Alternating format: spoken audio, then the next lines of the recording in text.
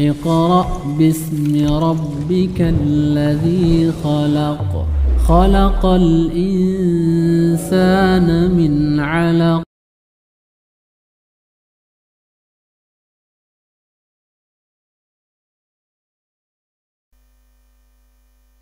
Assalamualaikum warahmatullahi wabarakatuh. Para pemirsa yang dirahmati Allah, pada kajian kita kali ini kita akan berbincang mengkaji tentang Lauh Mahfuz. Pada kajian kita terdahulu, khususnya pada tema ke-30, ketika kita membahas tentang makna terjemahan, kemudian pada tema-tema yang lain disinggung tentang Lauh Mahfuz, dikatakan bahwa Lauh Mahfuz itu merupakan suatu catatan yang akan ditulis di nanti, yang di dalamnya seperti ada jodoh, nasib, rezeki, dan lain-lain. Bagaimana pendapat Pak Iswan menurut Al-Quran tentang ini? Makasih Pak Jul. Assalamualaikum warahmatullahi wabarakatuh. Alhamdulillah kita sudah sampai hari ini tema 41 Pak Jul ya. Nah, sebelum saya menjelaskan tentang apa itu Lauh Mahfuz, coba kita mundur apa yang kita bicarakan kemarin itu di tema 40 tentang Kitab Mubin. Nah, Kitab Mubin kemarin sudah kita jelaskan bahwa Kitab Mubin ini merupakan suatu sistem mekanisme daripada alam yang sudah diqadha oleh Allah, oleh Allah. Nah, sistem-sistem inilah yang kita kenal sekarang dengan hukum-hukum wujud, hukum-hukum sebab akibat, yang dapat kita amati, dapat kita pelajari. Nah, hukum-hukum ini di dalam Al-Quran kemarin juga sudah kita jelaskan, dia dinamakan Kitab Mubin. Nah, di Kitab Mubin ini juga Allah menginformasikan bahwa sistem Kitab Mubin ini dia mempunyai suatu pusat sistem yang dinamakan Imam Mubin. Nah, Umul Kitab. Nah, Umul Kitab. Nah, artinya di dalam pemahaman kita bahwa Kitab Mubin, apa sistem yang berlaku dari A sampai Z di alam semesta ini, dia diatur oleh pusat sistem yang namanya Umul Kitab. Nah, ini satu hal. Nah, di dalam kita sebagai manusia, kemarin juga kan sudah dijelaskan kita berinteraksi. Nah, berinteraksi dengan sistem daripada Kitab Mubin ini. Hasil interaksi itulah yang menimbulkan satu perbuatan-perbuatan aktual yang kita lakukan. Nah, dia tercatat di Imam Mubin. Nah, tercatat di Imam Mubin. Nah, artinya yang pertama kita ingat kembali, berarti pencatatan itu dilakukan setelah sesuatu terjadi. Makanya ada yang katanya malaikat kiri kanan kita mencatat apa yang kita lakukan. Nah, itu kan kita sering mendengar kan Pak Jul. Nah, terus dalam berinteraksi dengan sistem Kitab Mubin inilah, karena kita makhluk Allah tadi yang diberikan kesadaran oleh Allah dengan peniupan roh, kita memiliki kesadaran. Allah memberikan petunjuk. Allah memberikan petunjuk supaya kita dapat berinteraksi sesuai dengan petunjuk-petunjuk Allah. Nah, di dalam memberikan petunjuk pada kitab apa yang dinamakan Allah Kitab Mubin ini, inilah Allah yang tadi saya katakan dapat kita lihat petunjuk-petunjuk ini dalam bentuk teks yang sekarang kita pegang ini, yang kita sebut dengan Al-Quranul Karim ini. Nah, di ayat yang kemarin kita bahas itu, Allah menyatakan, dapat kita ulang surah Hamim surah Ha-Mim, wal kitabil mubin, demi kitab mubin. Nah, di sini Allah mengatakan kitab mubin, inna ja'alnahu Qur'anan Arabian. Jadi Allah mengatakan, Allah menginformasikan keberadaan kitab mubin ini di dalam suatu Qur'anan Arabian, artinya di dalam bacaan bahasa Arab. Qur'anan Arabian, bacaan dalam bahasa Arab. Kenapa? Supaya la'allakum taqilun, la'allakum ta'lamun. Allah katakan supaya apa? Supaya kita paham, supaya kita mengerti. Jadi informasi tentang kitab mubin ini ada di sisi Allah yang diturunkan, yang saya katakan tadi di dalam bentuk Qur'anan Arabian. Nah, Qur'anan Arabian inilah yang kita baca sebagai Al-Qur'an. Jadi sebenarnya Al-Qur'an yang kita baca itu adalah dalam bentuk teksnya, itu adalah Qur'anan Arabian, bacaan dalam bahasa Arab yang untuk menjelaskan, dalam konteks ini untuk menjelaskan bagaimana bekerjanya sistem daripada kitab mubin itu. Ya. Kalau suatu kitab mubin itu adalah suatu sistem yang bersumber dari pusat sistem umul kitab, lalu bagaimana dengan sumber petunjuk dari Al-Quran Arabian ini? Sumbernya.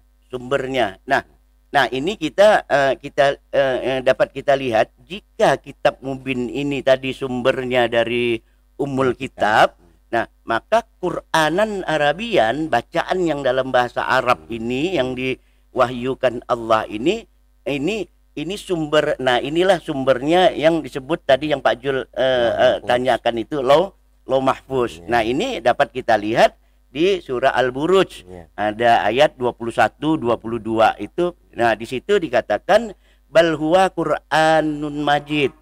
Nah artinya bahwa apa yang disangkal oleh orang-orang kafir itu sebenarnya bal huwa, yang disangkalkannya itu Qur'anun Majid. Qur'anun Majid, bacaan yang mulia. Nah bacaan yang mulia, yang Qur'anan Arabian ini bacaan yang mulia. Bacaan yang mulia ini ada letaknya di mana? Fi Lauhul Mahfuz. Jadi letaknya di Lauh Mahfuz. Nah, jadi yang ada di Lauh Mahfuz dalam konteks ini Qur'anan Arabian Qur'anan Arabian bacaannya itu yang dijadikan Allah itu, dia sumbernya di Lauh Mahfuz.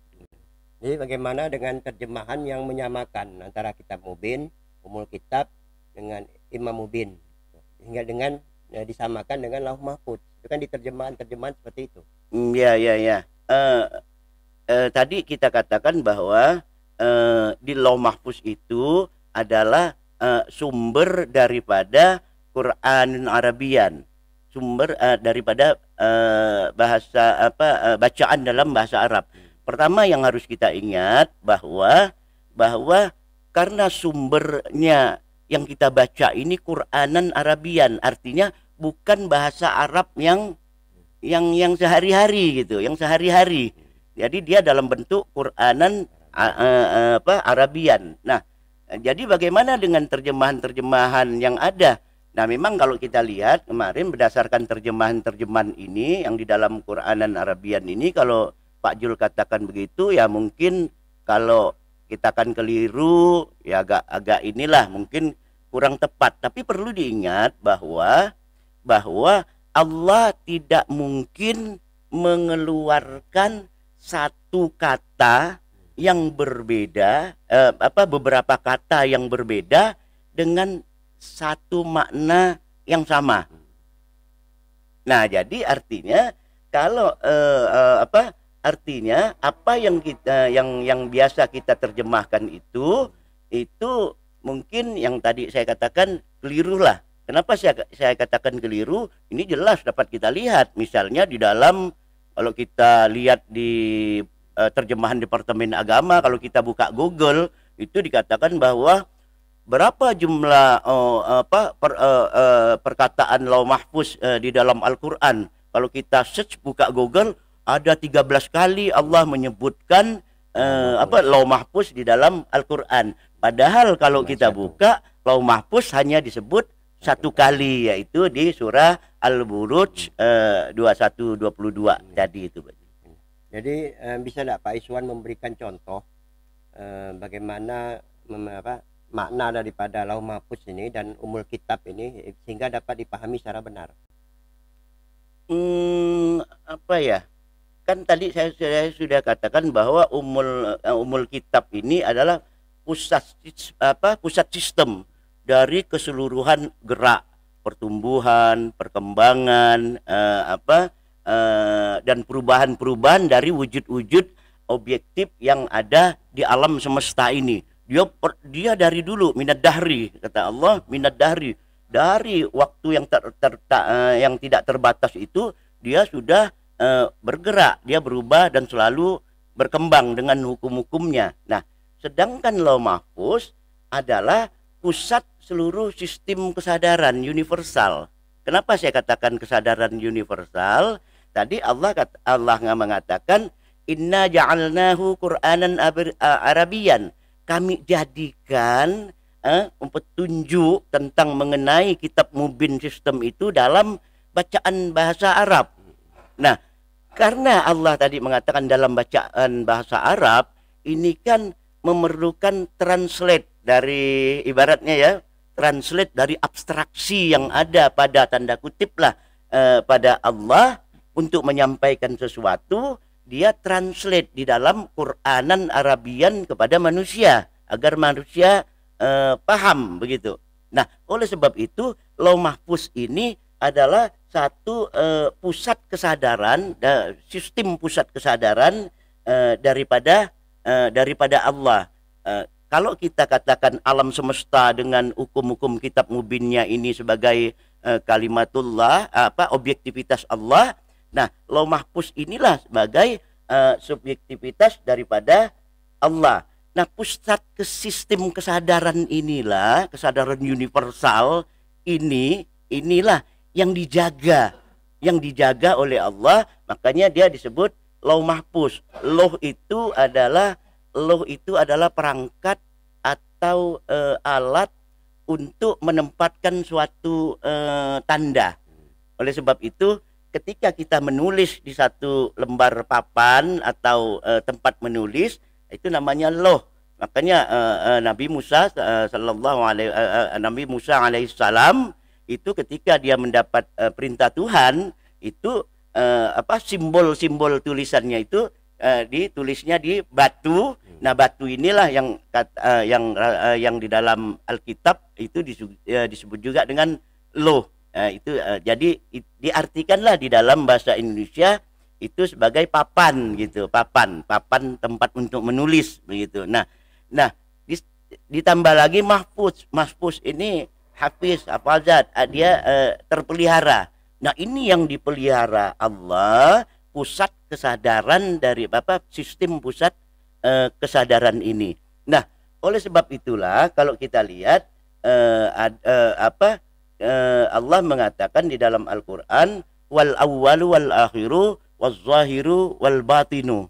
Jadi yang dipelihara, yang ada di dalam pusat kesadaran ini, dia tidak berubah.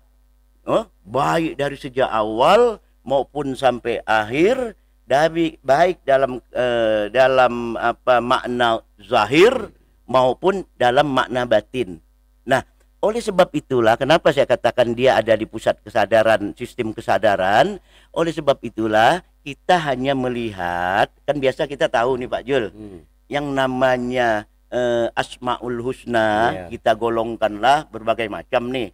Termasuklah al-awwal itu Asmaul Husna, al-akhir itu Asmaul Husna, az-zahir Asmaul Husna, al-batin juga Asmaul Husna, dari bagian 99 yang kita sebut. Tapi kalau kita lihat di dalam Al-Quran, di dalam bacaan yang kita baca dalam bahasa Arab ini, Allah di dalam surah Al-Hadid ayat 3 itu Allah menyebutkan wal awwalu wal akhiru waz zahiru wal batinu.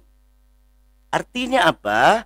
hanya 4 kata aja ini Allah menyatakan huwal awwal, wal awal wal akhir, zahir wal batin.